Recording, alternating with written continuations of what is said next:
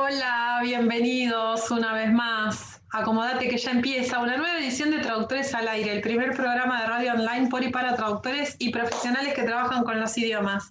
Traductores al Aire, un espacio original, independiente y federal de Argentina para el mundo que hacemos entre Fernando Gorena desde Córdoba, Delfina Morganti Hernández desde Rosario, Martín Chamorro ahí en los controles y Silvina Celie desde Buenos Aires. Nos podés encontrar en Facebook en @tradalaire y en Instagram @trad_al-aire.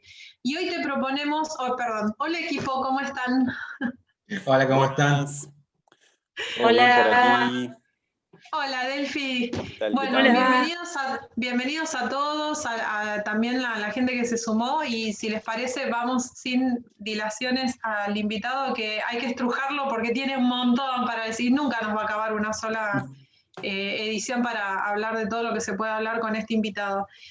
Hoy compartimos un encuentro con Carmelo Velázquez. Carmelo es licenciado en Traducción e Interpretación por la Escuela de Idiomas Modernos en Español, Inglés e Italiano y especialista en Derecho y Política Internacional por la Universidad Central de Venezuela con formación universitaria en Mercadotecnia, Comunicaciones Corporativas y Medio. Es amante de los idiomas y los viajes y hoy en realidad nos visita para abordar el posicionamiento de páginas web. Seguramente vamos a hablar de eso y todo lo que nos dé porque hacemos grilla y siempre hacemos lo mismo, ¿no? Vamos fluyendo. Hola Carmelo, bienvenido. Gracias. Bienvenido otra vez, ¿no? Vamos a ser limpios y honestos porque no es la primera, así que gracias por volver. Se ve que la pasaste tan mal la primera que como sos medio masoquista, volviste. Exacto. Bueno, ok. Empezamos. ¿Alguien quiere largar la primera pregunta porque yo hablé todo hasta acá? Bueno, capaz que podemos empezar pidiendo un poco de contexto, ¿no? Si vamos a hablar sobre posicionamiento de páginas web, que es solo uno de los miles de temas que podemos tratar con Carmelo.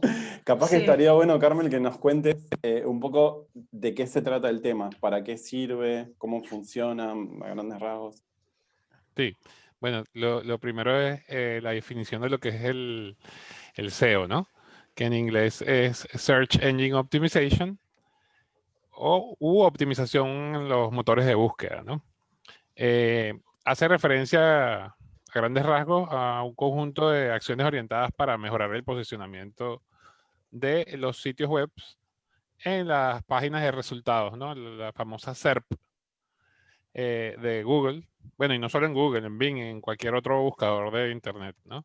Entonces allí se trabaja un poco los aspectos técnicos vinculados con la estructura de una página, sus datos, lo que llaman los metadatos, es decir, las descripciones, palabras claves que están dentro de esa página, pero no solamente eso, también aplica a aspectos vinculados a contenidos, con el objetivo de hacerlos más útiles y relevantes para los usuarios. Y aquí, bueno, siempre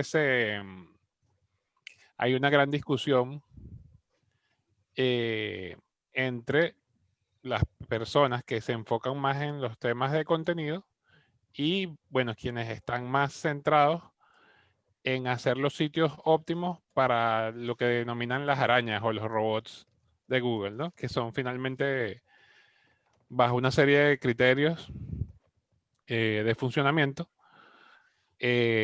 ubican a un sitio en una posición más privilegiada o menos privilegiada dentro de los resultados.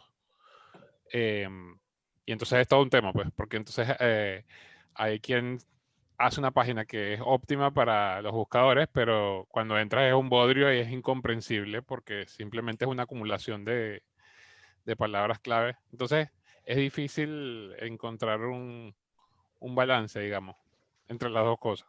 Y hay que trabajar las dos cosas. Pero. Entonces lleva trabajito. Y además lleva un trabajo sobre todo de investigación, porque además los algoritmos con los que funciona Google no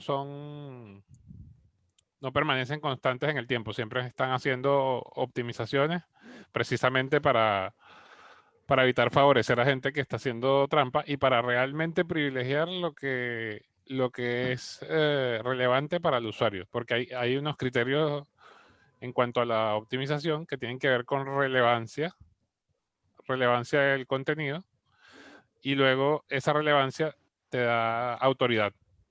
O sea, te va mostrando más y más arriba porque Google enlaza las búsquedas de los usuarios con lo que hay. Por lo tanto, Google va a mostrar o va a dar prioridad, va a mostrar primero a quien identifica como el contenido más pertinente, digamos, como para decirlo en términos simples y no irme demasiado a lo técnico. Totalmente. Perfecto. Una Y eso pregunta, implica, Carmen. bueno, en las páginas Sí. trabajar contenidos visibles y otros no tan visibles. Ahí está. Bueno, capaz que está bueno. Vos nombraste ahora primero, entiendo que definís como dos grandes corrientes de formas de armar la página, ¿cierto? Y nombraste un montón de elementos que son así como factores bastante clave. Por ejemplo, no sé, me nombraste las meta, las descripciones, los algoritmos, ¿cómo se llama? Lo de las arañas, etcétera, etcétera. Dentro de lo que está en nuestro poder, ¿cuáles factores te parecen más importantes, digamos, que podamos manejar nosotros para mejorar nuestros contenidos? Primero que nada, hacer una estructura coherente de la página. O sea, primero una página navegable. Ahora han entrado mucho en vigencia los conceptos de UI o interfaz de usuario y UX, y que se denomina experiencia de usuario. De forma que entonces la página que hagamos, o el sitio web, mejor dicho, porque el sitio, no hay que confundir términos, ¿no? Un sitio web está compuesto por varias páginas. Hay gente que lo traducía indistintamente y no. Un sitio está compuesto de varias páginas. Entonces, el sitio web que hagamos tiene que ser fácil de navegar para los usuarios. Tienen que entenderlo. La mejor forma de nosotros construir una página que sea amigable y que te provoque estar es que, bueno, la elaboremos y se la mostremos, no sé, a la tía nuestra que no sabe no nada de usa traducción. internet, claro. O que no use Ok. internet. Tanto que no use internet, no, pero No, por lo menos. no, que no está tan habituada por ahí a. Ok. Claro, porque si la puede entender ella, la puede entender quien sea. Entonces ese es el primer criterio, porque a veces un error que cometemos muchos los traductores es hacer las cosas para traductores. Y eso basta con los presupuestos. Tú haces un presupuesto que nada más lo entiende otro traductor. Entonces te preguntas por qué el cliente no te lo aceptó y es porque no entendió que le explicaste. Y así el mismo principio aplica para las páginas. Tienen que ser páginas fáciles de comprender, sitios web fáciles de comprender, con una estructura sencilla. Y entonces allí, en el aspecto técnico, estudiar o tener a alguien que te pueda entonces elaborar las descripciones con las que Google va a poder entrar en la página y ver qué es lo más relevante y mostrarlo. Porque fíjate que cuando tú haces una búsqueda en Google, te aparecen las opciones. Por ejemplo, si Traductores al Aire tiene una página, te muestra la página de Traductores al Aire y hay una pequeña descripción que si tú no la haces, Google la toma. Google escanea el sitio y dice, estas 4 líneas me parece que resumen el concepto de este sitio web. Y por supuesto, bueno, si tú no la elaboraste de forma intencional, a veces esa descripción son 3 líneas cortadas. Entonces, si uno trabaja esos pequeños aspectos, primero va a tener mejor visibilidad y segundo, o sea, lo que se muestra en el buscador, en ese buscador que es lo que ve rápidamente el usuario para escoger, pues, dónde va a consultar. Y la gente se mata muchísimo por estar en la primera página de Google porque siempre bromean que el mejor lugar para esconder un cadáver es la segunda página de resultados de Google porque nadie va a buscar allí, ¿no? Entonces... Claro. Carmel, vos comentaste en un momento que uno o podría prepararse o podría, digamos, asociarse con alguien para que le desarrolle la página. Como traductoras, traductores, intérpretes, estudiantes, etcétera, ¿qué tanto nos tendríamos que preparar como para desarrollar nosotros nuestra página? ¿O qué tan recomendable sería mejor darle ese trabajo a otra persona? Bueno, esto está vinculado a cuán ambicioso sea tu proyecto, ¿no? Pero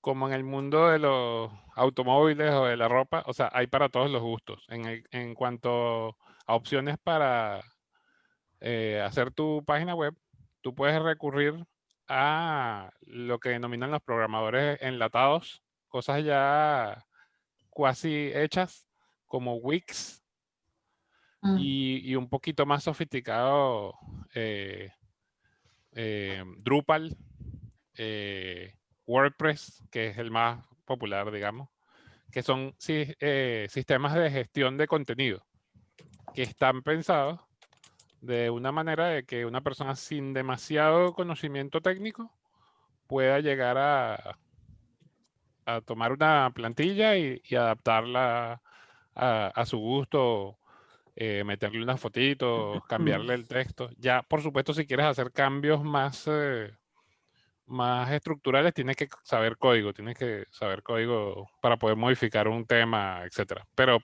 en general, digamos, esos sistemas de gestión de contenidos son mi recomendación para quien no tiene demasiado conocimiento técnico. Evidentemente, si tienes mayores aspiraciones y mayor presupuesto, ahí sí puedes, digamos, recurrir a un programador. Y por otro lado, bueno, si ya te empieza a interesar más el tema técnico, está bueno entonces hacer un curso de desarrollo web, pero eso, bueno, toma un poco más de tiempo. Ah, claro, eso tiene sus ventajas, pues. Lo bueno de WordPress es que ya hay toda una comunidad de desarrolladores que ha trabajado por años para hacer una herramienta amigable, digamos. Entonces, está buena. O sea, si tu fin último no es concentrarte solo en hacer páginas web, sino traducir, bueno, está bien. O sea, puedes optar por esa opción y puedes hacer una página estéticamente agradable. Además hay mucho Hablando, tutorial. sí, sí, cada vez hay más, ¿eh? Te digo que es tanto lo que hay que a veces es difícil elegir con quién quedarse porque no podés verlos todos para decidir quién es el mejor. Sí, sí. Aquí veía a alguien que Perdón, preguntaba qué tan Zulay, importantes sí, son los colores. Ahí, justamente, ahí hablabas Delphi de la... respondía que es súper importante. Sí, no, y los colores están vinculados con tu identidad de marca. O sea, una de las cosas que siempre le cuesta a los traductores principiantes y que es un aspecto que trabaja Delfina y creo que Mati de Letras Nómadas y otros compañeros, tiene que ver con identificar cuál es tu fuerte o cuál es ese elemento diferenciador y toda tu personalidad como profesional, pues, o sea, cómo quieres que te conozcan, cómo quieres vender el concepto de tus servicios y todo eso va asociado pues a un color, a un concepto, a un sentimiento, a un tono de marca. Es muy interesante y a la vez complejo eso porque implica un gran nivel de introspección. O sea, tienes que entenderte como traductor para después entonces poder, bueno, convencer a otros de todo lo bueno que tienes para ofrecer. Tocaste un tema que yo vengo diciendo hace mucho que no estamos preparados para eso, que es el tema de ver lo que tenemos de bueno, ¿no? No siempre es tan fácil identificar lo que tenemos de bueno, siempre es más fácil identificar lo que tenemos para mejorar, por ejemplo. Sí, sí, No total. sé, ¿qué opinas al respecto? O sea, suena también muy fácil lo que estamos hablando y el tema sería cómo bajarlo a la vida real. Claro, claro. No, yo mismo en un momento hice un curso de branding y marca personal, con todo y que soy amante de los temas de mercadotecnia y que fue incluso mi primera carrera antes de estudiar traducción e interpretación. Pero es eso, o sea, hay que tomarse el tiempo de estar con uno mismo y saber qué le gusta. Y sí, bueno, a pesar de que tengas aspectos para mejorar, qué te gustaría, no sé, brindar a los demás? ¿En qué eres bueno? ¿En qué quisieras destacarte y que el producto de ese trabajo ayude a otros a resolver algún problema en su vida, a una empresa a tener éxito? Es que por ahí va la cosa. Es conversar contigo mismo, aunque suene a loco. Yo siempre digo que los traductores estamos un poco locos. Y sí, Así que hablar con indudablemente. uno mismo mal no nos va a venir. Delphi, ¿tenés alguna pregunta? Te veo ahí, o por ahí es idea mía. Sí, no, me quedé pensando en esto que decía en respuesta a la pregunta Carmelo de que los colores condigan con la identidad visual, que aunque haya cosas por mejorar, uno encuentre su razón de ser como traductor, que antes también me parece que hay que encontrarla como persona, porque uno no es una persona y después un profesional, o sea, son las dos cosas en uno. Y aparte de que esos colores sean coherentes con toda la identidad visual, que debería tener una razón de ser, que debería, digamos, estar estudiado qué significan los colores, más o menos en sus matices universales, porque cambian según las culturas, que guarden alguna relación con lo que yo quiero transmitir en relación, digamos, con el servicio. No sé si, digamos, que sean coherentes entre sí, que si en mi currículum yo uso, no sé, vamos a poner, por ejemplo, verde loro, que el sitio tenga verde loro, que el Instagram tenga verde loro y que LinkedIn algo tenga verde loro. Bien. Más allá de esa coherencia, que sepa yo por qué uso el verde loro. Ay, no, porque me gustó. No, porque te gustó nada más no sirve. Tiene que tener un motivo trascendente, digamos, más allá de eso, del mero gusto, y conectado en lo posible con la especialidad o con el área de interés. Yo agregaría eso, por ahora no tengo así una pregunta específica. Todo lo que él va tocando me parece súper acertado, realmente son los puntos de dolor de los traductores y no solo de los principiantes, porque hay muchos traductores que están hace años en el mercado, que nunca hicieron una web y estoy segura de que esta edición de Traductores al Aire les va a servir con los consejos de Carmelo para ver por dónde arrancan. Así que por ahora no tengo preguntas. Y Delphi abordó un tema interesante que también, digamos, hay bastante material en internet con respecto a la psicología del color. Sí, efectivamente, no solamente allí es relevante el área de trabajo en la que se quiere desempeñar uno, sino además, sí, los temas del tipo de sensación que tú quieres transmitir. Si vas a ser un traductor financiero, pues bueno, no sé qué tan conveniente sea un color estridente. No es lo mismo si vas a trabajar, por ejemplo, con creativos. Si te conviene entonces un color opaco. Sí, definitivamente allí es importantísimo el tema de psicología del color. Y una cosa en relación a los traductores noveles es que están muchas veces por ahí enganchando a ver qué laburo logran encontrar.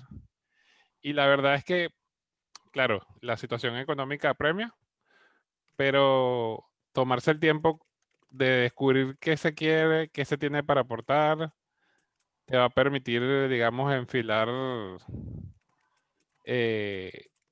tus acciones hacia, hacia una meta adecuada, hacia clientes que sean más cónsonos con eso que tú tienes para dar. Por ahí yo he visto bueno, entre gente que ha ayudado a Delfina y otros, pues, otros traductores que he visto que han encontrado un nicho acorde a lo que a ellos les gusta, y yo los veo rebosantes de felicidad. Recuerdo que hay una traductora, ahorita no recuerdo el nombre, que trabaja con temas de bienestar. Sí, llamo, ay, sí. Creo que se llama Macarena. Macarena Troché. Ajá, eso. Macarena Trocé, sí. Exacto, que trabaja con Por temas las de dudas, bienestar. yo no la capacité a Maca.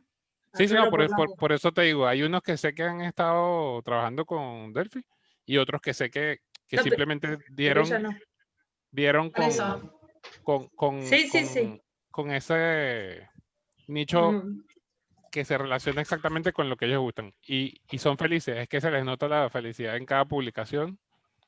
Y eso se traduce últimamente en bienestar económico, pues porque obviamente si yo vendo productos, me voy a ir con ese traductor, que lo veo convencido de lo que habla. Esto lo conecto con el tema con el que abrimos, con el tema del SEO, porque ya entonces, luego, todo lo que después yo publique, debe ser un balance entre cosas que tengo para decir, pero también lo que creo que puede ser relevante para los clientes. Porque nuevamente, a veces algunos traductores se centran solo en temas de traducción. Ya sé. Y allí yo digo, bueno, hay que trabajar seriamente el tema de los contenidos. Para no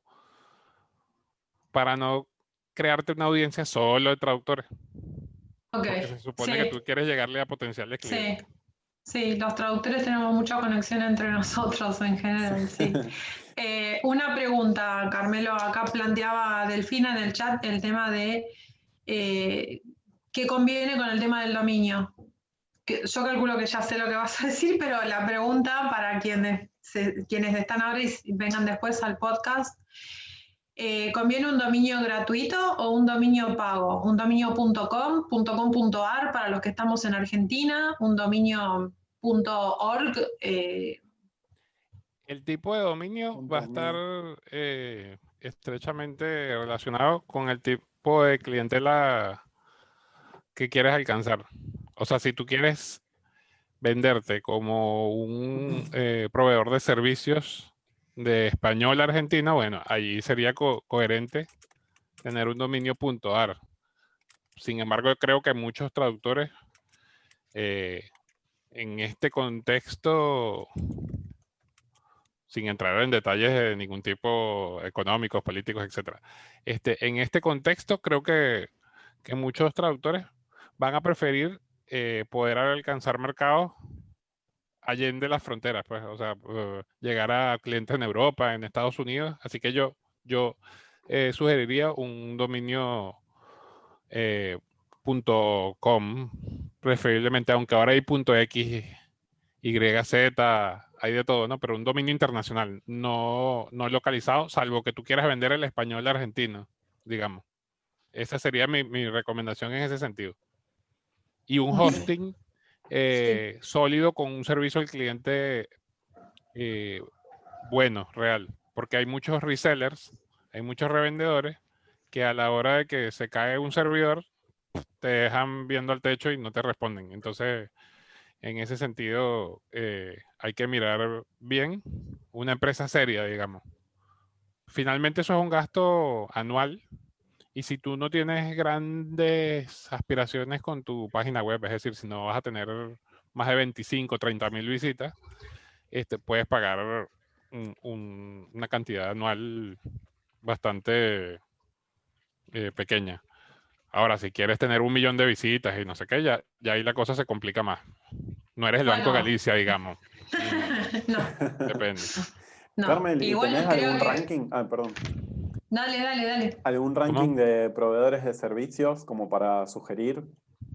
Sí, ahí yo te diría SiteGround es el que yo tengo y y que es bastante conocido pues, entre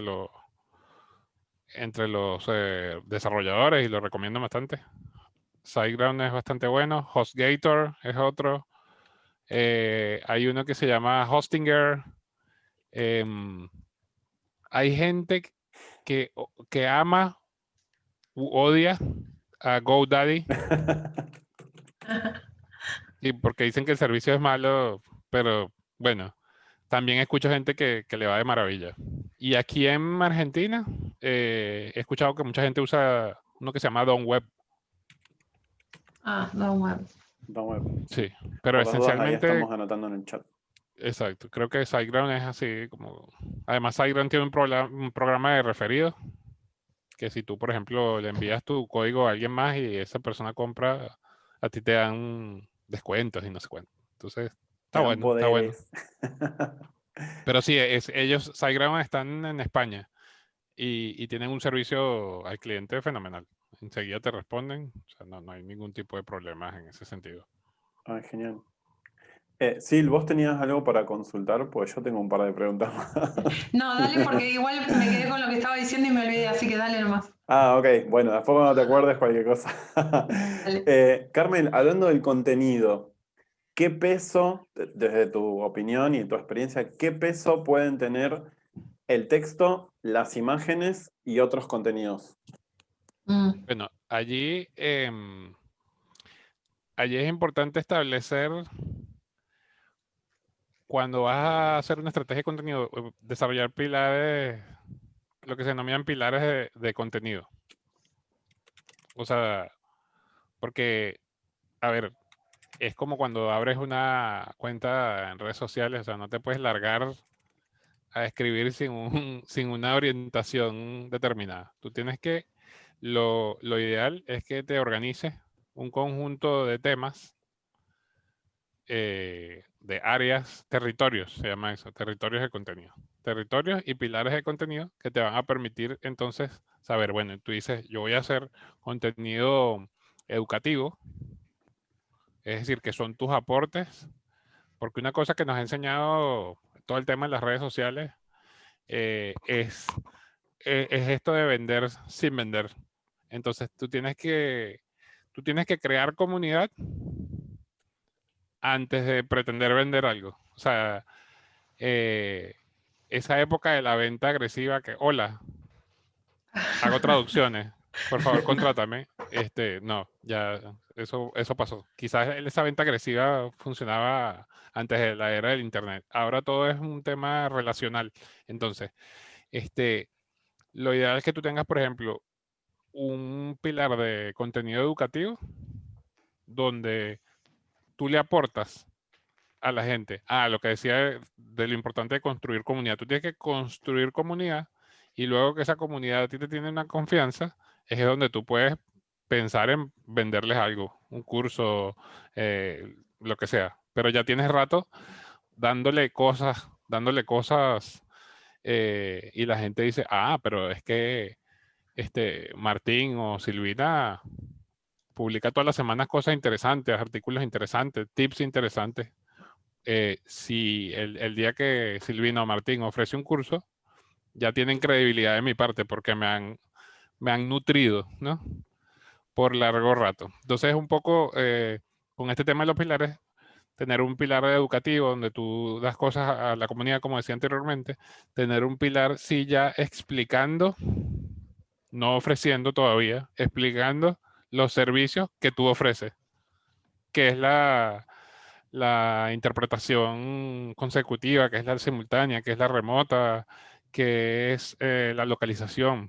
Y entonces, fíjate, por un lado, estás dando contenido y educando a la gente, enseñándole cosas y curiosidades que no sabían.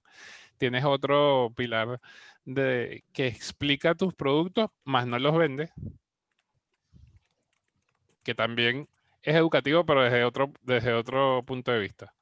Y un pilar también, pues, de mostrándote un poco como eres, como persona, como ser humano, que ese aspecto relaciona la gente con este tema de las redes y ahora con la pandemia, es la gente se volvió medio voyeurista. Entonces tú ves a todo el mundo en las historias de Instagram chusmeando la vida a ver qué hace la gente. Y entonces, ay, fulano está en el parque. O Delfina está cantando en español la nueva canción de Shakira y tal. Entonces, todo eso, finalmente tú lo puedes ir vinculando a tu negocio. Y ahora, no sé si vieron que LinkedIn lanzó las historias. O sea, imagínense una cosa tan gris, no tan gris, porque de hecho esa es mi red favorita, pero digamos, una cosa tan seria y tan encorbatada como es Como LinkedIn, LinkedIn, sí. se largaron con las historias y tú dices, wow, qué tal, cómo el mundo va evolucionando, ¿no? Por supuesto, porque los tipos vieron que Instagram cambió el concepto de todo. Bueno, es que incluso Facebook, que además es el mismo Zuckerberg, lo hizo primero, que incorporó la parte de las historias, el propio WhatsApp y bueno, ahora LinkedIn, digamos. Y ahora y ahora toda la novedad con Reels en Instagram. Entonces uno ve pues más o menos cómo los negocios se van adaptando a esa dinámica que cada vez es más visual, de video. Entonces, eso es lo que yo diría, desarrollar pilares y trabajarse sí, puede ser una grilla, o sea, trabajarse un calendario con temas que tú identifiques que pueden ser relevantes. Ahora, es importante siempre estar investigando tendencias. Y entonces hay cosas como Google Trends, que son muy útiles para ver de qué está hablando la gente. Hay que hacer mucho lo que se denomina, y este es un concepto que se llama social listening. Hay que escuchar de qué está hablando la gente, para además uno capitalizar las tendencias más hot, ¿no? Más candentes, y publicar contenido relevante y pegarse en esa onda, pues, en los hashtags más usados y todo. ¿Sí? Es todo un laburo. Sí, no, es un trabajo además de investigación tremendo. O sea, todos usamos, digamos, las redes sociales, etcétera, como por diversión, pero, por ejemplo, yo en estos días presenté con mi esposa la prueba de Google Display para la certificación. Uf, y no, hay cada aspecto y ahora entonces cada vez lo van modernizando más. Es tremendo. O sea, hay mucha cosa desconocida que es apasionante aprenderla. Y eso solo para crear contenido orgánico. Imagínate ya después cuando te metes en la parte de anuncios, pues más complicado se vuelve. ¿Para eso hace falta, digamos, alguien especializado en esas cuestiones o también uno se puede ir dando maña? Ahora que lo mencionas, Martín, bueno, y nuevamente para de repente gente que no es especialista como Delfina o como yo, que estudiamos el tema de marketing y publicidad, hay muchos cursos que permiten adquirir las nociones básicas que nos van a permitir, bueno, empezar a saber cómo vender nuestros servicios. Por ejemplo, mi recomendación siempre es Google Digital Garage, que antes se llamaba Actívate, que Ya lo tiene un estamos conjunto buscando. de cursos, sí, que tiene un conjunto de cursos gratuitos. Hay uno de fundamentos de marketing digital que lo deberían modernizar un poco porque hay unas cositas que están medio viejas ya, pero te da te da unas bases si no sabes nada, ¿no? Y te dan hasta un certificado. El de fundamentos de marketing digital de Google Digital Garage. Están unos cursos en la academia de Facebook que se llama Blueprint, que también son gratuitos. Déjame escribirlo acá en el chat por si acaso. Blueprint de Facebook y Google Digital Garage. Que de no saber nada, ahí está. te permite adquirir nociones básicas. Y claro, ya la gente ahí se va interesando y de pronto va y se paga un curso más especializado. Igual hay cosas de bajo costo como Udemy, por ejemplo.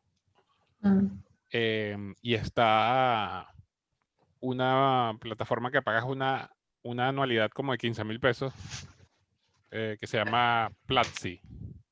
Platzi.com. ¿De qué pesos estamos hablando? No, de peso argentino. ¿15.000 pesos de acá de Argentina? Sí, Platzi.com. Sí, y ahí hay más de 35 cursos de todo tipo, desde marketing hasta programación, que con esa sola anualidad se pueden tomar y tienen certificación. Luego ya Google, por supuesto, si una vez que hagan ese de fundamentos, Google ya sí tiene programas de certificación que evalúan tu competencia ya para la plataforma publicitaria, etcétera. Eso sí, si les interesa después la parte de publicidad. Pero digamos, con estos que acaba de poner acá Martín, pueden adquirir las nociones básicas para no publicar, no sé, hago traducciones en un grupo de traductores, que es lo que yo siempre veo en Facebook, que yo siempre digo, me da curiosidad, o sea, la gente que va a vender papas al mercado central de Buenos Aires. Claro. O sea, no, está bien, pues. No Ahí está Delphi mal. levanta la mano. Delphi. Sí. Sí. Un poquito para cambiar un poquito de tema, vi hace un rato, Carmelo, que publicaste, no vi en detalle, pero vi que publicaste en un grupo de Facebook, denunciaste una búsqueda laboral medio rara, y sin meternos, digamos, en esa búsqueda, te quería preguntar, ¿cuáles serían tus recomendaciones para, tratando de generalizar, a la hora de analizar búsquedas de traductores? Digamos, los do's and don'ts, cuáles son las buenas prácticas del otro lado y cuáles son las señales de alarma a las que tenemos que prestar atención los traductores autónomos. Bien. Esa pregunta está buena. Sí, eso que hacía referencia está vinculado a una gente, una fulana aplicación de interpretación, que no voy a decir el nombre para no hacerle publicidad, que entre los requisitos decían, bueno, mayor de 18 años y con fluidez en los idiomas, como que era que interpretar, es una changa, como dice uno de los columnistas de Clarín, creo que era. Sí, entonces, no, entre las prácticas más recomendables, para responder lo que dice Delfina, está, primero ver lo que solicitan, en cuanto a los requerimientos. Porque si ofrecen un puesto de traductor, pero no te solicitan calificación o cualidades profesionales, y ahí por ahí te huele mal el asunto porque entonces no están solicitando un servicio profesional. Eso por un lado. Como segunda recomendación, es muy prudente estar familiarizado con las listas, tanto las listas negras como por ejemplo este grupo que creó Damián Santilli de la lista negra de agencias de traducción en Argentina, sí. como listas similares que existen a escala internacional. Pero adicionalmente también, si uno revisa el directorio de Proceta, ¿no? De pros.com, va a encontrar que allí hay una lista de estafas o scams famosos, ¿no? Como tipo que te encargo una traducción y te voy a enviar un cheque con 4 veces el valor de la traducción para que tú después me devuelvas dinero. O sea, esas son viejas prácticas que se van renovando y cada cierto tiempo vuelven a intentar estafar a incautos, ¿no? Afortunadamente, bueno, en esos grupos precisamente la gente busca compartir este tipo de experiencias para evitarle malos ratos a los colegas. Entonces, te diría eso, revisar las listas negras, revisar bien los requisitos, ver si las empresas que ofrecen, digamos, estos trabajos son legítimas, ¿no? Si tienen un sitio web, si están, por ejemplo, se han sido dadas de baja de la lista de agencias de pros, ahí ya tú dices, esto está raro. Y es importante hacer una labor de investigación, pues. Tú entonces buscas a ver si la agencia está presente en LinkedIn, si tiene perfiles en redes sociales. Y lo más importante, también tener nosotros criterios de contratación. Es decir, si yo sé que muchas agencias, por ejemplo, aquí en Argentina y en otros lados pagan a 30, 40 días, pero no sé, yo soy muy cuidadoso cuando contrato con desconocidos. Tengo más costumbre yo de trabajar con clientes directos. Que sé que no es la cultura de acá, digamos, de la carrera de traducción aquí en Argentina, salvo que seas traductor público, es mucho de trabajar para agencias. Pero yo digo que es importante que nosotros entendamos nuestro rol como profesionales. O sea, tú no eres un vendedor de papas con el respeto que le tengo a los vendedores de papas.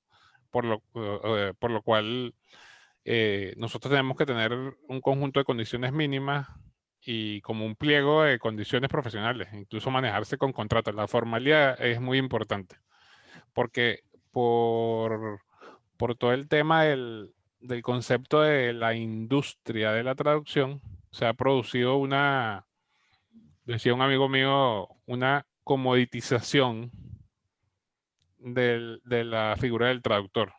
O sea, nos han reducido de profesionales a simples vendedores de palabras, ¿no? Y entonces ya las agencias te quieren decir cuánto te van a pagar, como que si es que tú vas a la carnicería y le dices al carnicero cuánto crees tú que vale su bistec. Entonces te dice, hay que entender nuestro papel como profesionales especializados que han invertido dinero y tiempo en una formación. Creo que Tony Rosado, ¿no? Un intérprete bastante conocido de interpretación jurídica.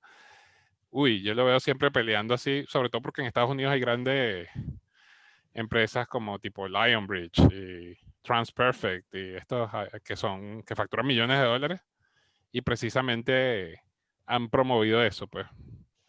De tratar al traductor como un, no sé, como una hormiga, como un minion, en lugar de darle un tratamiento de profesional. Y en ese sentido, sigo con las preguntas, es la última. Dale. Justo cuando hablabas de esto del cobro por palabra, viste, los precios que ponemos a nuestros servicios, ¿qué pensás de utilizar otras fracciones? ¿Qué pensás de cobrar por hora? ¿Qué pensás de armar paquetes de servicios, planes? Como usar esas otras estrategias que quizás asociamos más a otra clase de servicios. No sé si has implementado alguna de estas otras formas.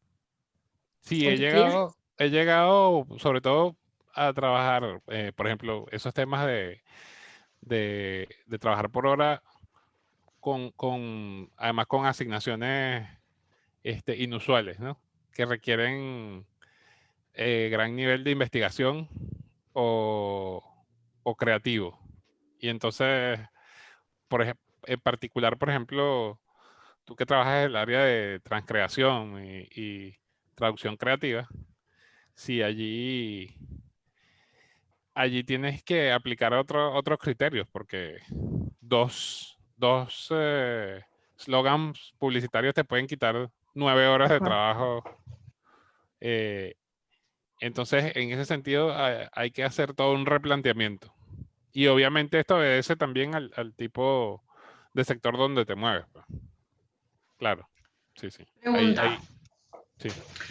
Mientras charlabas recién del tema de los encargos y la legitimidad del tema de los pagos, los encargos y demás, acá hubo un intercambio en el chat en el que alguien, Delfina, comentaba que le habían permiso, Delfí, que te habían contactado, no, perdón, David Maldonado comenta, hoy me contactaron pidiéndome el CV, ellos cambiarían el contacto y nombre y yo recibiría el encargo del cliente. David desde Chile, ¿eh? Ahí. David, Somos David internacionales desde Chile. Sí. Esto que plantea David me hizo pensar en una pregunta, porque hay algo que yo veo con cierta frecuencia y me gustaría conocer tu opinión al respecto, que tiene que ver con, publicamos, hablando de posicionamiento de páginas web, publico el CV en mi página web como forma de que mis clientes sepan, y en todo caso, sí o no, pero y en todo caso, ¿cuáles serían los datos a incluir en un CV? Porque además también es cierto que la gente manda, y hay información sensible también en un CV, y a veces hoy se entiende el documento, el número de documento como una cuestión habitual, pero hay ciertos datos que estarían buenos por ahí no ser incluidos en una pieza como puede ser el CV publicada en una página web. Definitivamente has tocado un punto muy importante que tiene que ver con los temas de seguridad digital. Y hay información sensible que no es necesario compartirla, ni en una página web, ni enviársela a un potencial empleador, salvo que ya después vayas a formalizar la firma de un contrato o algo así. Entonces, respondiendo a tu pregunta, lo primero es, para empezar, no publicaría un CV en la página web. En todo caso, podría ser un pequeño resumen de cuáles son mis calificaciones profesionales, ¿no? Si soy traductor público, esto, lo otro, pero sin dar el detalle que tendría un CV detallado. Porque es que ni siquiera en LinkedIn eso tiene sentido. O sea, más bien a mí me interesa saber qué es lo que tú me puedes ofrecer. O sea, aparte de decirme de pronto, bueno, soy traductor público especializado en esto y esto, pero de forma muy sucinta, ¿cuál es lo que denominan tu elevator pitch? O sea, cuando te montas en un ascensor con un cliente de la planta baja al piso 8, ¿cómo convences al tipo que te contrate? Eso es lo que llaman el elevator pitch, ¿no? O sea, tu discurso de venta y un resumen de quién eres, pero no hace falta poner tu currículum detallado, y ese es un error en el que caen muchos traductores. O sea, yo no te tengo que contratar a ti, y eso es importante que lo entiendan. Yo no te tengo que contratar porque tú estudiaste traductorado público, no sé, en la UBA y hiciste 7 posgrados. Eso a mí no me importa. A mí me importa que tú me resuelvas el problema y que me lo resuelvas bien. Y para eso te voy a pagar. Por supuesto que me importa ver, bueno, esto es traductora profesional, sí, perfecto. Pero todo ese detalle, o sea, hay gente como que siente que la tienen que contratar porque se graduó. No, Claro. no. Tienes tú que ofrecer soluciones a gente que tiene problemas. Cuando tú eres capaz de entender los problemas de la gente, puedes ofrecerle soluciones. Y cuando esa gente ve que tú ofreces la solución para su problema, te contrata enseguida. ¿Entiendes? Entonces, bueno, respondiendo la segunda parte de la pregunta, no incluiría datos sensibles, porque pueden prestarse para la suplantación de identidad, para el robo de identidad, y no, eso es inconveniente, totalmente. O sea, nada de números de DNI, ni de quit, ni de quill, ni de root, ni no me acuerdo cómo se llama en Colombia, pero sí, hay que ser muy cuidadoso con los temas de identidad. Eso por un lado, y atendiendo un poco el comentario de Mariana en el chat, me parece que también hay cuestiones personales, el tema, y parece mentira lo que voy a decir, pero hay mucha gente que incluye, por ejemplo, su domicilio, su número de teléfono, de línea, el celular, el mail, o sea, todos los datos, absolutamente, si son separados, divorciados, si tienen hijos. Yo diría que esas son todas cuestiones que no tienen que ver con una cuestión profesional. O sea, yo contrato un plomero y a mí no me interesa si el tipo está separado, divorciado y cuántos hijos tiene. Exacto. Pero bueno, hay cuestiones para las que por ahí es importante y hay otras para las que no. Yo diría que esta es una de esas para las que no, y menos en una página web, así que gracias porque coincido con vos. Sí, es que eso, pues hay que ver qué ¿qué es lo que estás vendiendo tú? Que son los servicios. Entonces, ¿para qué va a ser importante el detalle exacto donde tú vives? Ahora, si tú, por ejemplo, tienes una oficina que ofrece traducción pública y está cerca de los tribunales, pues obvio, ahí sí es relevante que tú la coloques, pues porque tú quieres que los clientes sepan que estás en esa área y que puedes ofrecerles ese servicio. Obvio. Obvio. Bueno, bien, espera, ¿hay algo más acá? Una pregunta mía. Creo que ahí en el chat fueron fluyendo los temas. Sí. Estaban ahí tirando posibilidades de datos para no incluir, que creo que bueno, ya los estuvieron nombrando. Yo tenía otra consulta más relacionada con la interacción, con este tema de captar, especialmente personas que no son de nuestro entorno o de nuestro mercado, digamos. A ver, de nuestro rubro, clientes, básicamente. Sí, sí. ¿Tenés alguna sugerencia de estrategias, más allá de buscar nuestro nicho, diferenciarnos de alguna forma? ¿Cómo, digamos, presentarse de una forma que no suene lo mismo que todos los demás? Es que creo que por ahí está como es una búsqueda muy importante esa, ¿cierto? Sí, sí, sin duda. Recientemente estuve charlando con Sol Verges sobre esto, ¿no? La Y, Sol. y- y es importante estudiar lo que se denomina el mapa del viaje del cliente o Customer Journey Map. Es decir, tú tienes que sentarte a pensar, bueno, e investigar, por supuesto. Primero, ¿dónde está tu cliente, no? Y sí, me encanta ese concepto. Sentarte a pensar, ¿dónde está tu cliente? ¿Dónde anda? ¿Dónde se mueve? ¿No? Y en ese sentido, eh, tú tienes que identificar los puntos de contacto con ese posible cliente. Para ponértelo así, para aterrizar el concepto un poco mejor. Si tú eres traductor público y tus clientes son los abogados, ¿a dónde van los abogados? O sea, si no hubiese pandemia, entonces tú te tocaría investigar a dónde van a almorzar los tipos, dónde son las conferencias de abogados. Y buscar maneras de socializar con esos abogados, porque esos son los clientes. No te la vas a pasar en el club de los traductores. Claro. Que todos quieren Claro. clientes igual que tú. Entonces es un poco eso, ¿no? Sé que estoy simplificándolo en extremo, pero digamos, tienes que sentarte a pensar en qué red, por ejemplo, mapeando el asunto de forma más eficiente. O sea, ¿en qué red crees tú que están esos clientes?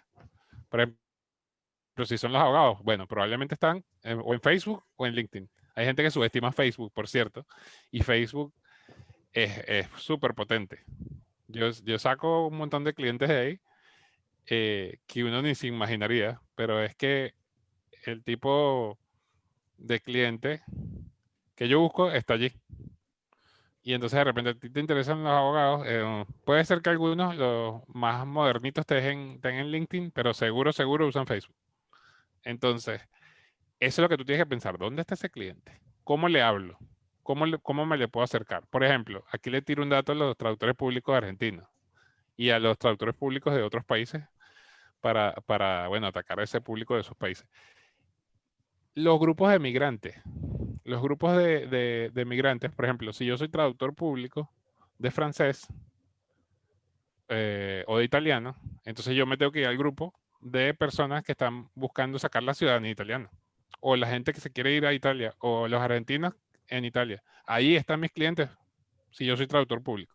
¿Qué hago yo comentando todo el día tonterías en un grupo de traductores? O sea, está bien. De repente hago un comentario simpático, canchero, pero me tengo que ir para allá y de pronto responder preguntas u opinar en temas sensibles sobre ciudadanía. De repente yo tengo una respuesta de alguien que tiene una duda. Ay, ¿cómo se hace el Family Permit? En estos días en un grupo de venezolanos en Inglaterra preguntaban y ahí yo le respondí a alguien y enseguida me escribió al privado y ahí ya le hice una traducción. Entonces, a eso me refiero. O sea, yo tengo que, tienes que saber dónde se mueven los clientes, identificar los puntos de contacto y el otro concepto que se maneja, que es el de los puntos de dolor. O sea, qué problema tiene ese cliente y cómo puedes tú solucionarlo. Y bueno, ya por supuesto, hay distintas etapas en ese recorrido o journey que son, la primera es awareness, que es la conciencia, ¿no? Nadie sabe quién eres tú. Lo primero es que sepan quién eres tú. Ah, este es el traductor. Ya luego, bueno, la consideración, ya el tipo está pensando en traducir el documento. Bueno, entonces que tú figures entre sus opciones. Hay quien está ya en la intención, que ya tiene la plata en el bolsillo y la necesidad y el documento listo para traducir. Y apareces tú, muy oportunamente. Y luego, bueno, por supuesto ya, claro, cuando, bueno, efectivamente te contratan y ya luego ese cliente vuelve a ti y en el mejor de los casos se vuelve tu recomendador serial. Entonces él te recomienda con la tía, con la hermana, con la sobrina y terminas traduciendo documentos a toda la familia del novio y a los amigos. Eso es muy importante. O sea, entonces te diría que dos grandes recomendaciones de hoy son una, eso de, bueno, hacer la introspección, identificar el elemento diferenciador, bueno, trabajar para minimizar las deficiencias y mejorar nuestra fortaleza y después sentarse así cual estratega de guerra, cual Napoleón, a ver, ¿dónde andarán mis clientes? E ir por ellos. Yo sé que suena fácil y no es tan fácil, pero bueno. No, Bueno, pero se puede sí. ir jugando con eso. Claro, ya con una idea Bueno, uno más clara. pero bajaste esta cuestión que suena fácil y en realidad no lo es tanto, lo bajaste a un par de ejemplos de la vida real que creo que ilustra muy bien y el resto también es cuestión de pensar cada uno, ¿no? Porque eso hay que adaptarlo al objetivo que cada uno tiene y a las capacidades de lo que cada uno puede ofrecer, en eso que uno se siente seguro. Como decía mi abuelo, mi hijo, la cabeza no es nada más para peinarse, o sea, hay que usar el cerebro. Entonces, hay que sentarse a ver, bueno, yo quiero este objetivo, ¿cómo lo logro? ¿Por qué vías? Entonces eso, quiero llegarle a estos clientes, ¿cómo les hablo? ¿Cómo puedo hablarles sin ser el chinche fastidioso que quiere venderme a los 3 minutos?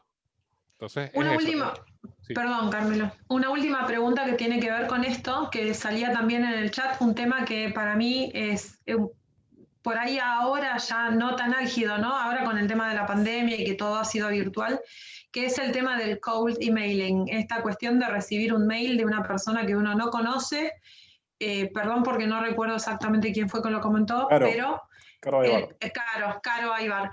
Gracias, Caro. El planteo general que se hace, y yo lo comparto, Caro lo comentó a título personal, hola.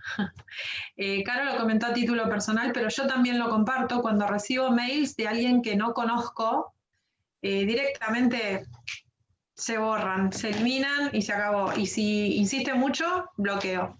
Entonces, o spam. Entonces la pregunta es, esta técnica que en algún momento se utilizaba y se recomendaba también del tema del cold emailing y el tema de los mail sábanas, ¿no? Porque los mandabas a un montón de destinatarios. ¿Qué opinas al respecto? ¿Cómo lo ves Sí, hoy?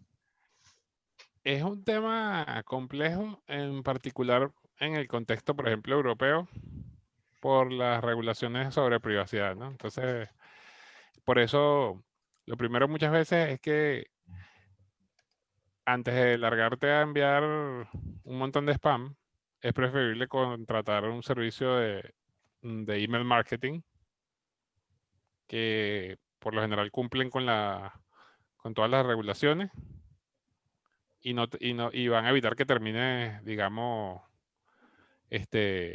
como se dice en el ámbito del marketing, baneado, ¿no? Que termine siendo, enviado directamente a la carpeta de spam. Entonces, Claro. el email, te digo, sigue siendo una estrategia muy efectiva. Ahí yo diría que enviar a las distintas, a las agencias. Lo que pasa es que ahí hay que investigar muy bien a quién le vas a hacer llegar la propuesta que tú tengas. Y trabajar mucho el tema de los títulos para que no termines en la papelera sin ni siquiera ser abierto, digamos, el correo, ¿no? Un poco conversando una vez con Carolina, que la veo ahí ver, está todo este tema de que, bueno, yo necesito llegar de repente a algunos bufetes. Y a veces yo creo que es el dueño del bufete el que tiene que conocer mis servicios y resulta que no. Resulta que es la asistente de 24 años o de 25 o de 30 la que finalmente va y busca el proveedor cuando el jefe le dice. O un analista de compras que a pedido de algún departamento de la empresa, bueno, busca la opción. Entonces, todo eso yo tengo que sentarme a pensarlo para ver cuáles son las vías más idóneas por las que yo puedo llegarle a ese cliente. Y yo te diría, yo no descarto definitivamente el email como una opción, ¿no? Okay. Pero usando servicios de email marketing. No escribiendo emails desde una cuenta de Gmail directamente, porque por lo general te marca como spam y no llega, o sea, no te llegan ni siquiera a ver. Entonces, en ese sentido, pero sí, definitivamente el email marketing sigue siendo una herramienta muy potente y de bajo costo. Sí. Sí, y acá Caro también comentaba el tema de personalizarlos, ¿no? Que creo que es fundamental. Claro, sí. Sí. No hay nada más chocante que un email, incluso para nosotros, cuando llegan esos emails de supuestas agencias, como esta, bueno, no la voy a decir, pero hay aquí una de Argentina que No. siempre, cada cierto tiempo vuelve, y entonces ni siquiera se toman el tiempo de personalizar el correo. Y uno dice, pero ¿por qué, Dios mío? Claro, estimada Carmelo, cartas circulares de mails que no saben nunca dónde van a parar. Tremendo. Bueno, Carmelo, estamos en hora. Realmente creo que quedan, no sé chicos si alguno tiene alguna pregunta para hacerle a Carmelo antes de que cerremos. Miles. Sí, pero para Yo quería ahora. preguntarte, Carmel, si querés agregar algo más, capaz que algún tema que no tocamos, algo que te parezca importante mencionar o destacar. Y apago el micrófono de una. Sí, no, yo diría que yo sé que estos tiempos de pandemia han sido difíciles, que son complicados o de mucha incertidumbre, pero también ofrecen grandes potencialidades. Entonces, en lugar de repente ensimismarse y ver todo de forma pesimista, más bien es momento de pensar cuál es la mejor forma de desarrollarte como traductor. O sea, ¿qué tipo de clientes quieres? Trazarte objetivos, aunque sea chiquito, y emprender acciones para lograr avanzar. No sentarte a quejarte todo el día, ay, pero ¿por qué no tengo trabajo? O pagan mal las agencias. Bueno, entonces no trabajes con agencias, búscate clientes directos. Como decía en el primer programa donde ustedes me invitaron, digamos. O sea, si no te gusta el novio que tienes o la novia que tienes, bueno, ahí te buscas otra. Pero estúdialo, ¿no? Estudia cómo lo quieres. Y entonces hay que avanzar. Esa es mi reflexión final. O sea, trabajar por lo que queremos y se puede vivir de la traducción e interpretación, que es la pregunta a veces recurrente entre los traductores noveles. Claro que se puede vivir de la traducción. Sí, los noveles y no tanto también, y es una pregunta que hemos hecho a muchos colegas que nos han visitado. y siempre respondieron en el mismo sentido de lo que vos acabas de expresar. Así que es un testimonio más de que sí se puede. Claro que se puede. Sin colores políticos, ¿no? Claro que se puede. Claro que se puede, se puede. Ok, chicos, Carmelo, 1.000.000 de gracias porque en esta edición que fue tranqui, de charla y de vuelta, has dejado un montón de consejos y de datos para que quien se acerque con alguna curiosidad se vaya más que satisfecho. Así que una edición que creo que es muy rica en datos. Y eso es una muestra más de la generosidad que tenés con las charlas, no solo con la charla que hemos tenido antes en el programa, sino también presencial cuando se hacían estos encuentros que propiciaban Martín, entre otros colegas, que bueno, ahora la pandemia un poco los cortó, pero ya volverán. Volveremos. No seremos millones, pero volveremos. Bueno, yo te agradezco particularmente el tiempo que nos brindaste y los datos que compartís con los colegas y saludo. Sí, acá nuestro RRPP, aparte de operador técnico para la foto. Justo Delphi se tuvo que ir, así que bueno. En esta... Prendan la camarita, el que quiera, ¿no? Acá es... Por supuesto, sí, quienes quieran. De paso aprovechamos para agradecer. Se conectaron hoy colegas de un montón de lugares de la Argentina. Mira, a ver. Rosario, Neuquén, Buenos Aires, Córdoba. También colegas de Venezuela, de Colombia, de Chile. Y porfa, si hay algún otro lugar desde donde se conectaron, avisen. Bueno, por supuesto de Ciudad de Buenos Aires. Muchísimas gracias. Así que bueno, sacamos una fotito, ¿sí? Ahí va. A la 1, a las 2, a las... Ahí está. Ahí les mando un cachito acá del chat de Zoom, que así tienen... Y así la tenemos todos, porque si no parece que fuera solo nuestra la foto. En realidad... Hoy es 27 del 10 del 20. Ahí está. Sí. Genial. Así que, bueno. Así que a compartir. Chicos, 1.000.000 de gracias, Fer, equipo, y a todos los que se han sumado hoy y los que estuvieron un rato y se han tenido que ir. Y Carmelo, un abrazo enorme. Nos vemos la próxima. Cuídense mucho. Gracias por todo. Muy buena semana. Sigo trabajando. Sí, creo que todos, con suerte, ¿no? Porque eso, sí, ahí está, somos varios. Vamos, que todavía hay más. Dale, gracias.